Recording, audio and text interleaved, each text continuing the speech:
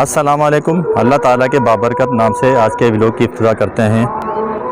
مانو سب نہ سونا پکی سب نہ انج کے مانو منج اچھے بو بہار جی۔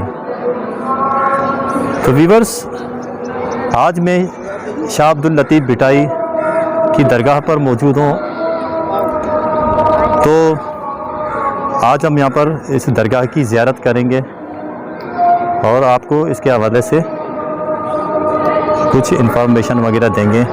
تو آپ ہمارے ساتھ ہی جڑے رہیے اور دیکھتے رہیے تلاش ویلوگ۔ جیسے آپ دیکھ رہے ہیں درگاہ بنی ہوئی ہے، تو ابھی ہم اندر جا کے اس درگاہ کی زیارت کرتے ہیں اور اس کے حوالے سے اگر ویوز بھی ملے تو لوگوں کے ویوز بھی لیں گے۔ تو چلیے ہمارے ساتھ۔ ابھی ہم داخل ہو رہے ہیں سندھ کے عظیم صوفی شاعر حضرت شاہ عبداللطیف بھٹائی کی درگاہ میں۔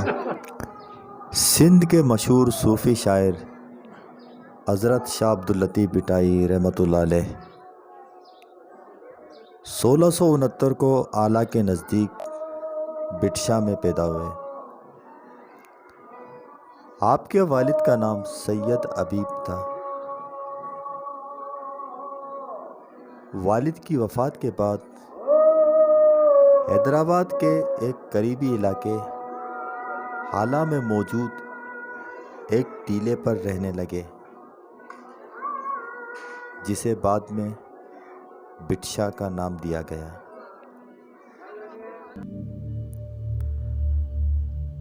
آپ نے اپنی شاعری میں اللہ تعالیٰ اور اس کے رسول صلی اللہ علیہ وسلم کی اطاعت کرنے اور آپس میں پیار و محبت سے رہنے کا درس دیا۔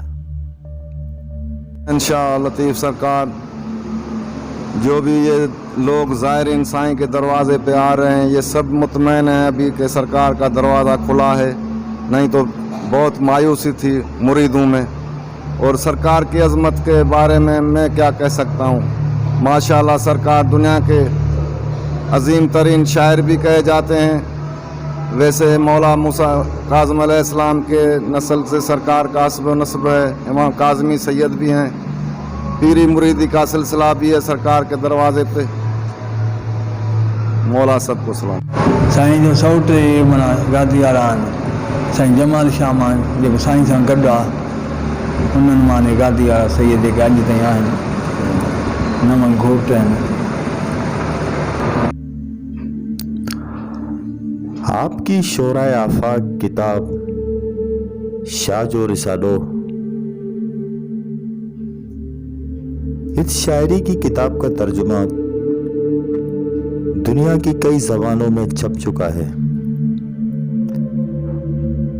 آپ کا یہ کلام سب سے پہلے جرمنی میں ڈاکٹر ٹرمپ نے چھپوایا۔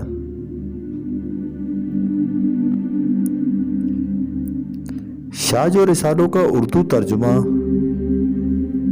نامور شاعر شیخ ایاز نے کیا ہے۔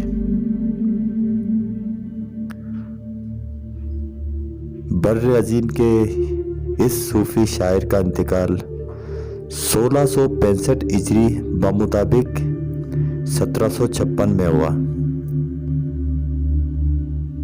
روزہ مبارک حضرت شاہ حبیب رحمۃ اللہ علیہ، یہ والد بزرگ ہیں حضرت شاہ عبداللطیف بھٹائی، بر عظیم کے عظیم شاعر۔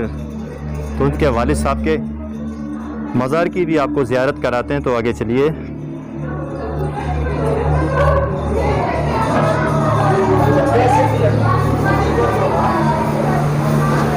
السلام علیکم۔ یہ حضرت شاہ عبداللطیف بھٹائی رحمۃ اللہ علیہ کے والد بزرگوار مزار گادی نشینن जेके साईं जो सुसो हलंदो अचे साईं जो, साईं सां गॾु साईं जमाल शाह भिटाई सरकार सां गॾु ॿ मज़ारूं आहिनि। हिकिड़ो साईं जमाल शाह जो ख़ानदान आहे जेको अचे पियो सिलसिलो साईं जो 300 साल थी विया आहिनि साईं खे। ऐं हीउ जेको कुॿो आहे जेको मुक़बरो साईं पाण पंहिंजे वाल साहिब पाण ठारायो जीअरे। یہ شاہ عبداللطیف بھٹائی رحمۃ اللہ علیہ کے مزار کے اندر کا منظر ہے۔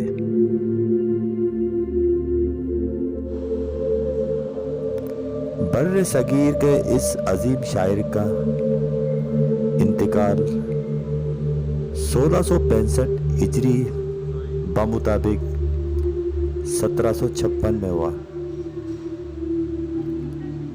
آپ کی وفات کے بعد آپ کا مقبرہ غلام شاہ کلوڑوں نے تعمیر کرایا۔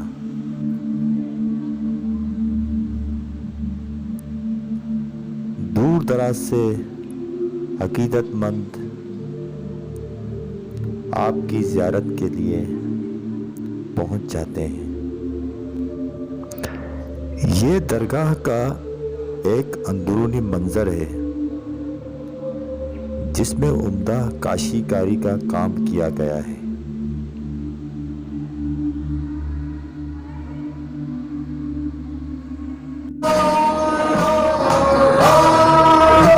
یہاں پر شاہ صاحب کے عقیدت مند صوفی کلام گا رہے ہیں، دیکھ رہے ہیں بہت ہی خوبصورت منظر ہے یہاں پر۔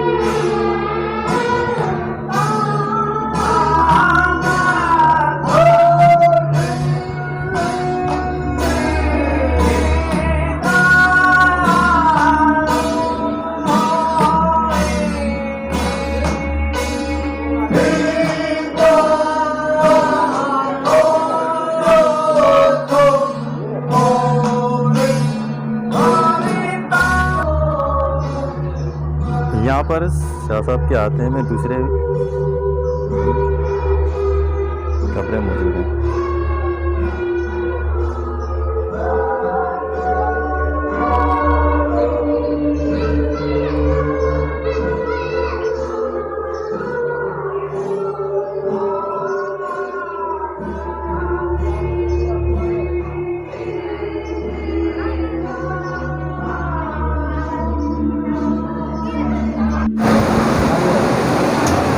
السلام علیکم ورحمۃ اللہ وبرکاتہ۔